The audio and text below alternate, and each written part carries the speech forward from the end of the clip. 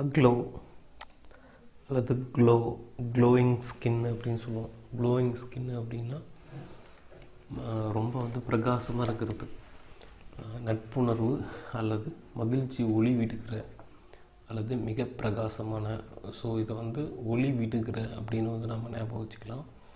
Glowing skin. So இது எப்படி இருக்குது, இது எப்படி இருக்குன்னு பாருங்கள். ரொம்ப வந்து பிரகாசமாக அப்படியே ஒளி விடுற மாதிரி இருக்குது க்ளோயிங் ஸ்கின். இது வந்து க்ளோயிங் க்ளவ்.